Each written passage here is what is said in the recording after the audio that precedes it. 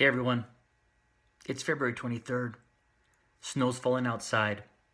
And I know I normally don't do this, but I wanted to share with you something that I read this morning by one of my favorite authors, Charles Spurgeon. He's writing about a promise that God makes in Hebrews chapter 13, verse 5. And here's the promise that God makes: I will never leave you or forsake you. Now here's what Charles Spurgeon writes about that promise. He says, Be thou bold to believe, for he hath said, I will never leave thee nor forsake thee. In this promise, God gives to his people everything. Now, let me tell you why that takes on added significance for me today and why I want to share it with you. You see, it was on this day 14 years ago that I was involved in a very serious motorcycle accident. An accident that required multiple surgeries and countless hours of physical therapy.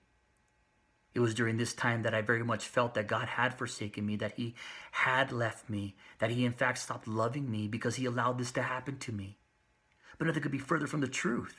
As a matter of fact, as I look back on that time, I could see that in the midst of my pain and brokenness, he was right there with me, that his commitment towards me hadn't wavered for 1 second, and that his love for me was there. Now, I don't know where you're at in your life, what you're going through. But if you belong to God, this promise holds true for you today. That God will never leave you or forsake you, and he will never stop loving you. I want you to be encouraged by this promise. As a matter of fact, Charles Spurgeon goes on to write this: I will never leave thee. Then no attribute of God can cease to be engaged for us.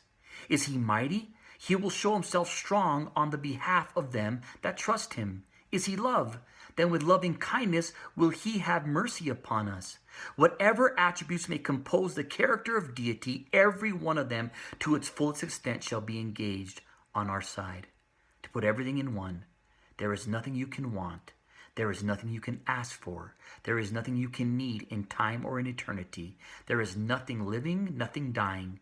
There is nothing in this world, nothing in the next world.